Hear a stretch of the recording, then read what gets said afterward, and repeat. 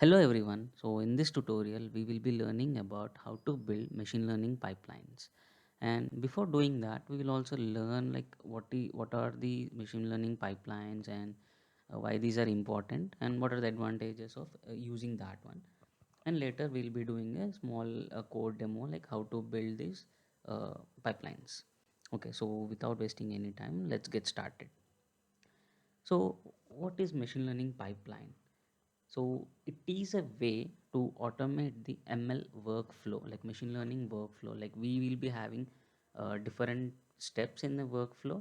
Like let's say the complete machine learning life cycle. So where we'll be getting the data, doing some pre-processing and a model building and doing hyperparameter tuning and finally deploying that one. So in these life cycles, so we'll be just want to automate that ML workflow. So machine learning pipeline consists of, like I said, multiple sequential steps. Like every step will be sequential. So we'll be passing the data first. We'll be getting output, and these output will be passed to the another step as an input. In the same way, like it will be going on until it reaches the final step. So so as you can see this image here, like data extraction, cleaning, and this will go through the model training, model evaluation, and model deployment. Like it is like a complete pipeline, like it's a sequential steps. So before understanding why it is important, so let's understand what is monolithic architectures. So what it is, like it is simple, like we'll be having only one script to run all these steps in the complete workflow. So we'll be running all them together. Like this means the same script will extract the data, clean, prepare it, model it, doing fine tuning and deploy it. So by doing this, we'll be facing a many problems. Like when we want to scale this monolithic architecture, and we also face few issues using this one. So let's understand what are the issues we will face by these kind of architecture. So the major problems which we face is like when we try to deploy multiple versions of the model, then we have to run the whole workflow multiple times. Like even though few steps are like identical, we need to run the complete script again and again when we want to update the model or when we want to get the new version of that model. Like even if we change a bit of code or data in the workflow, we need to update all the scripts again. So let's say uh, you are doing multiple projects, and you wrote some code to do some pre-processing, and you want to use the same pre-processing step in the other project. So what you'll be doing, you'll be just copy pasting that code. I mean, which is not good as a software engineer. Like it's not a good practice. So if you do in that way, like whenever some data is changed or whenever you want to change the code in that data pre-processing step, you need to update all the scripts in all the projects. So instead of doing all these things, what we can do, so let's understand like how we can solve the above problems which we faced. So to solve those problems, like we want to use the machine learning pipelines. So what is this machine learning pipeline? Okay, with all these pipelines, we only run parts of a workflow when you need them. So you don't want to run all the steps at a single run. So you can run different parts of the code. Like you can convert data pre-processing into one single function, gathering data as a single function, model building as a single function, and so on. Like you'll be building all these different functions which are like code reusability. It will help in the code reusability. You can reuse all these things anywhere in any project if you want. So or you can do some a cache kind of thing or store results that you plan for reusing. Okay, you can simply update the original code, and all the instances of that code will be updated in every project. So this is the problem we faced before. So what we can do, like as I said, like we'll be converting all these steps into different functions, and we can just simply reuse this code in the other project, and we can keep all these code in a single repository which can be centralized. So and all the projects will be using the same code. So whenever you just want to update the code, you'll be just updating the code in the a centralized repository. So all the code in all the projects will be updated again. So this is how you can solve one of the issue. And and this also solves like not these are like not only one way flows. These pipelines can be cyclic again. See, we want to iterate again. Like machine learning models, we cannot simply get the best model at one run, right?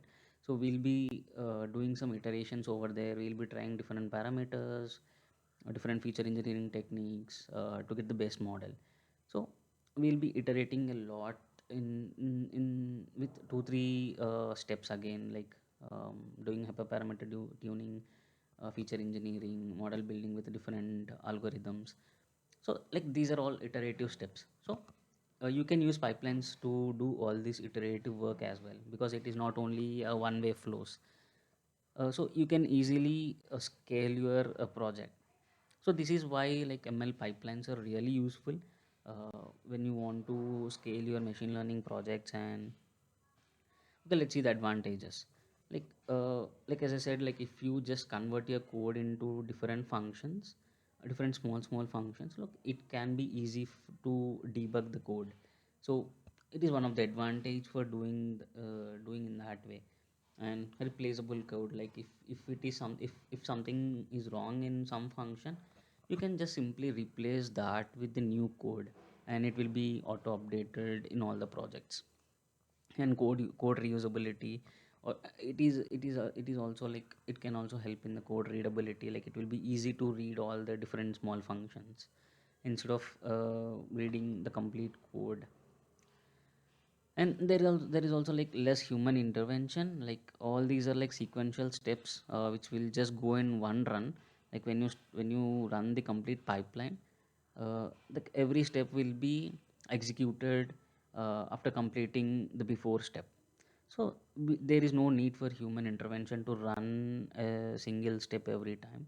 So this pipeline will be doing that instead of having some human who will be like doing some manual work, and which can also avoid data leakages. So let's take an example, like whenever you want to do some normalization or standardization, so we should not do that on the complete data set, because uh, we don't want our algorithm to r- understand about the complete data. It just need to understand the training data set, not anything related to the test data set. So so whenever you are running every step by just changing the data sets and doing, so there will be a problem of data leakage.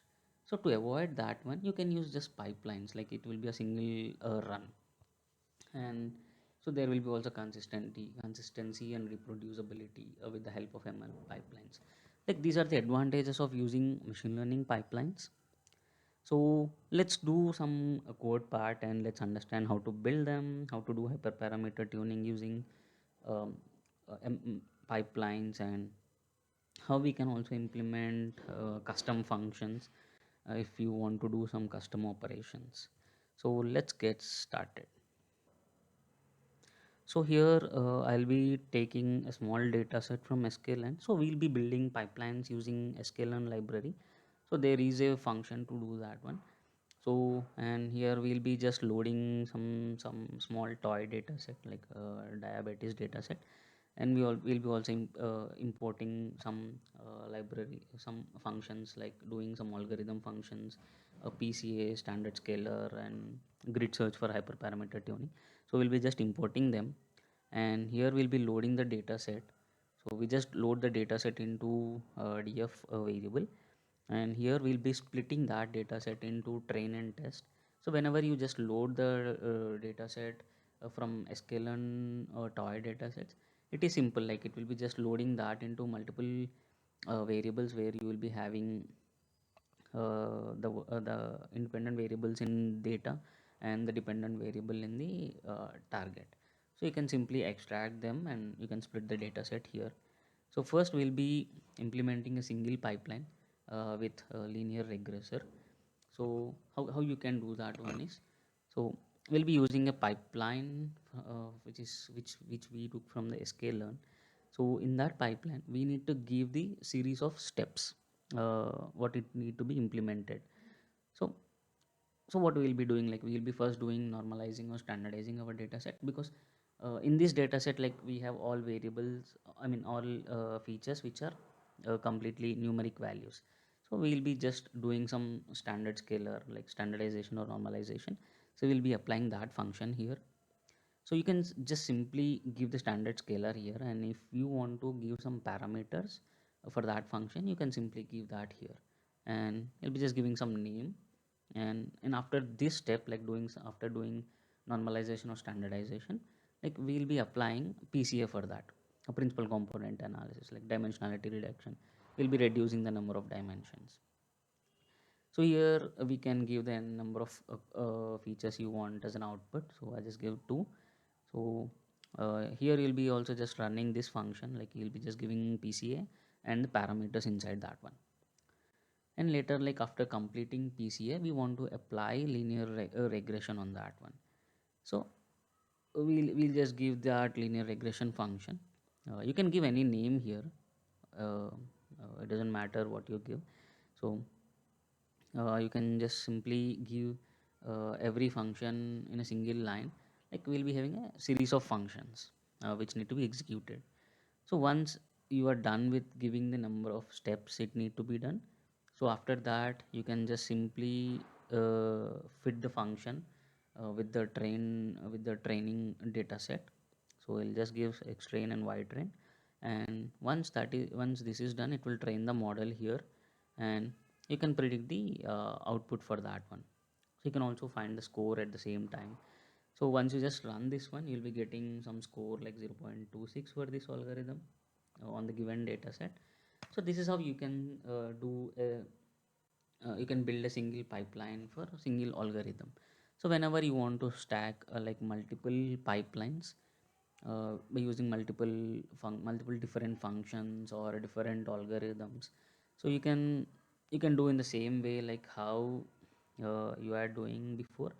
Like this is one pipeline function where you can just give series of steps for some linear regression algorithm, and we'll be doing the same thing for SVM and the KNN. So once you just give some these once you just build all these pipelines, so we'll be taking all these things into one single list. Like we have the pipelines ready, so we'll be just taking every pipeline in a list, and here we can also just give some names to that. So just while printing the output, we can just give some names there. And here we'll be just doing some for loop to get first we'll be getting every pipeline from the given list, and we'll be fitting the training data set there. So here we created a list of pipelines, so we'll be using that one here, and we'll be taking each and every pipeline here, and we'll be using a fit function. We'll just give the x train and y train. So once that is done, so we train the models, and that is done. So here we'll be trying to predict the output of the given models. So we'll be enumerating these pipelines. So what we'll be having everything, the uh, I what enumerate will be doing, like enumerate will give some index values uh, to every value present in that list. So it will be giving some index value here, and the model, the pipeline of a given model. So we'll be just trying to do some predict function here. So we'll be just printing what is that algorithm we are using, and the model score with the x test and y test. So that is done. Like it will print the score of every algorithm. So as you can see here, like we got a score for logistic regression 0.26, support vector machines 0.14, and k nearest neighbors 0.09. So we know, okay, these are not perfect scores, like these are not the best models, because we don't do any hyperparameter tuning yet. So let's do hyperparameter tuning. So here I will be using grid search. So in grid search, like we'll be giving a list of parameters to test for every hyperparameter. So so I'm using KNN. I'm using the KNN algorithm, and we want to have tune that with different values. So we just want to tune these two parameters, like the n neighbors, and what is the algorithm it need to use to uh, find the nearest neighbors. So here I just give some random values. I mean multiple values like 1 to 100, like 1 to 3, and so it will. And for algorithm, we gave some list of algorithms to try out. So what it will be doing is it will take the first value, and it will take the first value here, and tune the algorithm. It will train the model and test it on the test data set and get some score. So once it finish doing that one, it will take the one again the first value, and it will try with the second value in the algorithm. So in the same way, like it will be doing, it will take one value here and it will try all four values here. It will take the second value, it will try all four values here. Like this grid search is like complete brute force. We'll give some values, it will try it out. So once we just give all the parameters, so we just want to pass that parameters and the pipeline to the grid search function. We'll be also doing some cross validation here with some 10 cross validation. It will be converting the given data set into 10 pieces, and it will be trying out to test on every single piece of data. So I'll just explain cross validation in some other video. Um, so I'll just give some high level overview of that one. So we'll just pass the pipeline here and grid parameters here, and you can give any value for cross validation here, and verbose as 0 and n jobs as -1. You don't need to care about that one. So once you give all the parameters to the grid search function, so you need to fit that with the trained data set here again. So grid search dot fit, you'll be giving the trained data set, and it will be building the model using some cross validations with the different values. And finally, we want to find the score of that one on the test data set. So we'll be just finding, we'll just use the predict function, and it will do the predict function. It will also calculate the score of that one using this function. So we'll be just giving here x test and y test, and finally it will give the score. So if you see the k nearest neighbor score, what which we got without doing hyperparameter tuning, is this one, like 0.09, and we got a better score of 0.19 here. So it is good, like we got uh, a good understanding of all these things. So we'll be doing some hyperparameter, we did like hyperparameter tuning, and we also stacked multiple models and everything. So once okay, we are good with doing all these things, like when you want to develop a custom function. So when we want to write a custom function, okay, let's take an example, like whenever we have categorical variables and we want to try one hot encoding on that one. So instead of doing that, if you have some kind of custom function, like which is completely related to your domain knowledge or anything, and you want to do that function and add that into the pipeline, you need to create a class with some name, and you need to extend that with the base estimator of sklearn. So in this class, like we need to have two functions, like we need to have them, which is fit and the transform function. So here in the transform, you can write any operations you want whatever the conversation, whatever the transformations you want to do, you can add them in this transform function. And once you are good with this function, you can simply add this some function name anywhere here. Like instead of using standard scalar, just use that some function name here, and that's it. Like you can create custom function and you can add that into the pipeline, which is very simple. So okay, this is how like you'll be doing the custom function and building all the pipeline things. And that's it for today's video. Like I hope you learn like why pipelines are important, and what are the advantages of using them. So in the next video, like my completely I mean, I'm completely focusing on uh, ML ops, like machine learning operations, like how we can deploy the models, how what are the things we need to take care when while deploying, and what are the things we need to take care while monitoring them or retraining them. Like I'll be completely focusing on that one in the coming future tutorials, like how to deploy on GCP, AWS, Azure, or if you want any cloud services, let me know so I can try to do a video on how to deploy that on that cloud service. So yeah, and that's it from today's video. And if you really like what we are doing, just please subscribe to our channel if you are new, and please like the video. And that's it, guys. Thank you. Bye.